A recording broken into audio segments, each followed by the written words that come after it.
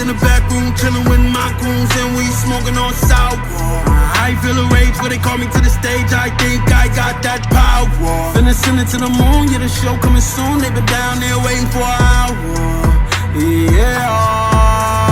Before you dim the lights, oh my, I'ma turn the crowd on. Another night goes by, I'ma turn the crowd on. Breathe, bless me, let me turn the crowd on. Another flight goes by, I'ma turn the crowd on. I can feel it in the air, it's clear. They always know my rapper, life legendary. But before we get into it, make sure y'all like and subscribe, man. Make sure y'all hit that like and subscribe button, turn on the notifications, and make sure y'all check out us on Twitter, because we do be going live on X from time to time. I actually think we should go live on there pretty soon again.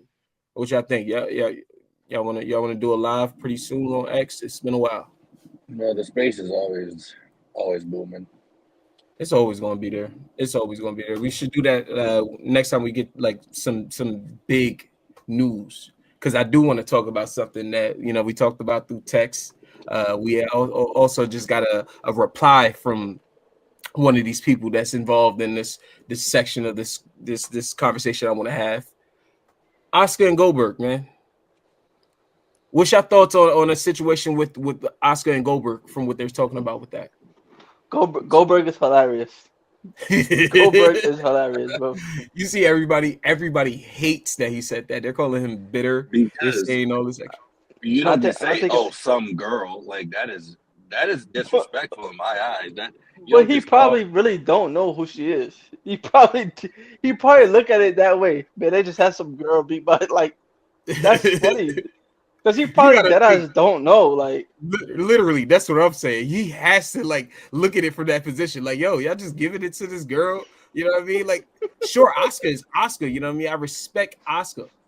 We know who Oscar is. Oscar that was there. Yeah, we know who she is, and I'm pretty sure he knows who Oscar is too as well. But what's funny is there's a possibility that he don't know.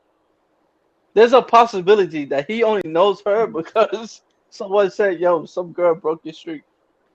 He knows, man. But see, here's the thing: when she broke the streak back in 2017, he tweeted out her name saying, "Yo, shout out to Oscar. The streak's now in good hands with you." Yeah, and now but you gotta. All of a sudden, he's like, "Oh, some girl beat my streak." Like, what the fuck?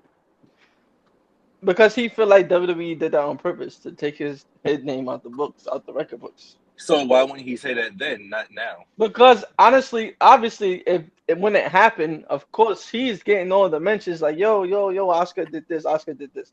Instead of coming out then and say, hey, I don't know who that is, the respectful thing to do is congratulate her and just move on. Agreed. Okay, so why didn't he move on? Because he got slighted. He got slighted recently. That's why if you haven't been paying attention to Goldberg, I honestly feel like they slighted Goldberg with that retirement match. That was a horrible retirement match for me. Like, what was his best match? Shit. It's his best match, but the way it left off for him, not as far as the match go, that was 100% his best match. It's the fact that it went off the air while he was talking on the mic. Exactly. That's what I'm talking about. Like, it was in respect. You're gonna see the difference between that Saturday Night Main Event and John Cena. You're gonna see a huge difference. John Cena is on Peacock, so therefore they got room to wiggle with. Not Goldberg, not John Cena. Goldberg was on Peacock too. They was on Peacock. It was on NBC. Goldberg, not John Cena, bro. I watched it on Peacock. Televised this time on NBC. Y'all seeing all this? It don't none of that matter. Goldberg is not John Cena. We know that he's not John Cena, but the fact that they cut him off, it's like it was respect. It just seemed like a big deal to only the people that got in the ring with him. And then I hate the way that everybody's like picturing Goldberg, like, oh, Goldberg has never had these great matches like that. And that's not his character. His character was dominate and leave, like how y'all say about Brock Lesnar. That's his character, dominate and leave. And if you ask me, that's his fault then. Obviously, it was a time limit thing that made him or resulted in him getting cut off, his speech not getting off. You don't get your cake and eat it too. You wanted a good, long, lengthy match to go out with a bang. They provided you with that. You had a great match. You want a great match and a 30-minute speech too? Yes. No, bro. Niggas get 30-minute speeches for less. Bro, he's not. Well, the way I see it, he already had his speech with his Hall of Fame speech. You feel me? So he can't be mad that he doesn't get another speech. Like, shout out Raphael in the chat, by the way. As much time as that man. It looked like the way it looked like on screen. He's all right, but if they feel that way about him, then they shouldn't have brought him back.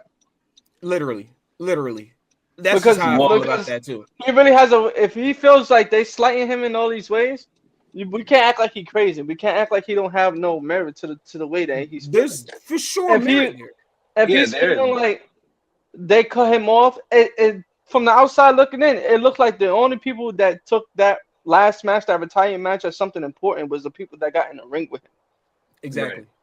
They cut it off. Like, I didn't hear nothing that he had to say. I was like, oh shit, it's his last match. And you know, it's crazy. Y'all know how many people left as soon as that bell rang? Yeah, and I didn't even know it was a speech. Yeah, I was there. It went off on the screen.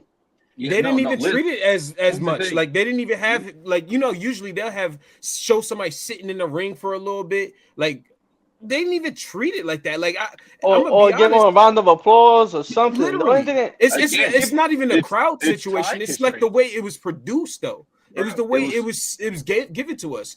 Like, you also remember time constraints. When you're on a network and you have to be off at a certain time, you're off. Sorry, not sorry. I know. Sorry. And I know that what it is. It's not a pay-per-view. It's not a PLE.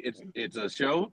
Like a week. Like if you have a weekly Monday Night Raw, and someone tells you, you got to wrap it up. You got to get your shit off quick. It's even happened on Raw for superstars in the middle of a promo.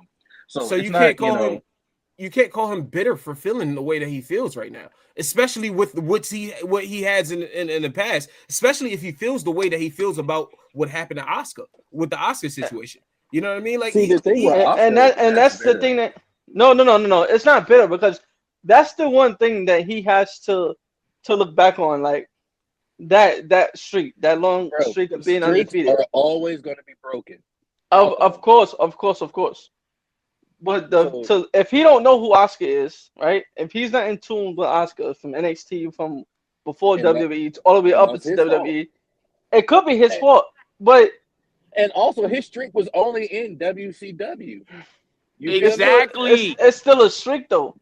Right. It's not a WWE thing though. And WWE bought WCW. The World Heavyweight Champion is the WCW's championship. Regardless of the situation. So when WWE bought WCW, all of that came with it. It became one thing. Right, but that streak was already broken by the time they bought WCW. But that streak, and everything that happened in WCW has always been celebrated under WWE. Sting is in the Hall of Fame. Always. Sting has one WWE match. This is my thing about the whole situation. I look at it as like, when it's all said and done, I tweeted this a while ago. When it's all said and done, who are you going to remember more? As us. You know what I mean? Us. You know, like, I'm not talking about the younger generation that's coming up right now. I'm talking about us. Even the younger generation that's like witnessing stuff right now, I think they'll remember Goldberg before they'll remember Oscar. I don't. No, you tripping. I don't agree with that. You tripping. I was just about to ask you, like, what are you getting to by saying that? Would you agree that we will remember Goldberg before we remember Oscar? No. What? No. Oscar has Let me tell you what. More time in, a lot more memories, a lot more matches, moments. I think Oscar joined WWE when WWE was in a going down point. No. Your brother remember Goldberg before he remember Oscar. Even if you say that, Oscar was one of the people that helped WWE go back up. You know what I'm saying? She was one of those.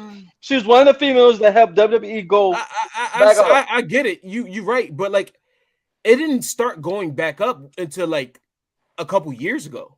Goldberg ain't had nothing to do with that at no point ever. Yeah, he did. Goldberg is on the. Wait. You asked what? Sorry, what? 2020. Goldberg was wrestling. Nobody cared.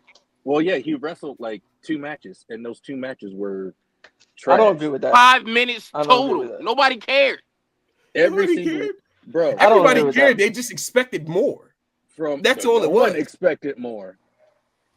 I'm saying him from when he wrestled Brock in 2016 to his last match with Gunther. Goldberg has all his matches were trash except for one, the match with Brock at WrestleMania. What about the match he had with Bobby Lashley? At Crown Jewel, that was a good second. That's a good one too. And then Yeah. the Gunther one. I don't think him Yeah. and Y'all gotta Roman realize, was like. I y'all gotta think that was realize that when he entertaining. came back, he was way past his physical. Way his past. physical. Nigga was dead in the water already. So I see. I won't go that far and disrespect him, but he was past his prime. You know what I mean? When he came back, Goldberg, people, and he's not the only one. Goldberg was a nostalgia ticket. Agreed. Is oh my God, remember this guy? He's coming back. The only reason I say is real, like I wouldn't say it's disrespecting him, and it's not going too far. I seen this. I physically watched this. I can physically say when DX and Brothers of Destruction called themselves going to Saudi Arabia or wherever they did that fucking match at, that they were terrible. It was horrible. And they all regret that. They should have never done that. I can go to say that was ass. I can say that. I seen it. I'm not disrespecting them. We can say that, but I tell you what, if Shawn Michaels got in the ring and said, "Let's try again," it's gonna sell. It's gonna sell. You know why? Because Shawn Michaels is one of the greatest of all time. It's great. That crazy chance of getting something back from the past, people, it's like a drug. About that match. But Shawn Michaels understood when it was time that it was over with. Goldberg gave us that. Let's do this one more time, 7 more times. I didn't need that. But you see what his last match was. If somebody's calling you and going to pay you to do something, you're gonna be like, "Let's do it." Exactly. I don't think WWE called him. His last match. They for sure called him. I think he called them. He definitely called them. He said, "I want one more last match." Then he said, "Hey Goldberg, do you want one more last match?" Even though but they what reason they had to call Goldberg for one more last match? Goldberg was doing a lot of interviews. It was gonna sell. He was talking about how he wants to do regardless. He said, "I want one more match." They were probably like, "All right, cool. You want one more match? How are we gonna do it?" Well, me and Gunther had a little stint at here, so why not do that? Okay. But that was planted right there. The seeds was planted right there. That was no accident. That was WWE. They planted the seeds right there. Right, because he was talking about because regardless how you feel about him or how Rella feels about him, that man, he's gonna sell tickets, bro. He's gonna sell tickets. Speaking of Gunther, I think Gunther has like an amazing story that can be built off of like everything that's going on. I would love, like I said, I know you don't like this. I would love if Gunther was his John Cena's final opponent, and then he goes on to beat Brock Lesnar at WrestleMania. I think that just looks so good for him. Like, just say, "Hey, I retired 3 of the greatest of all time." What up, everybody? It's your boy Osiris here, bringing y'all another banger. I appreciate y'all for tuning in and watching the boys cook up. If y'all haven't already, hit that like and subscribe button, and make sure y'all follow us on X at TheHeelCrew. We usually go live on there, but we'll be flipping back and forth between X and YouTube from now on until we get verified. So make sure y'all follow us. Once again, I appreciate y'all for tuning in. Tuning out.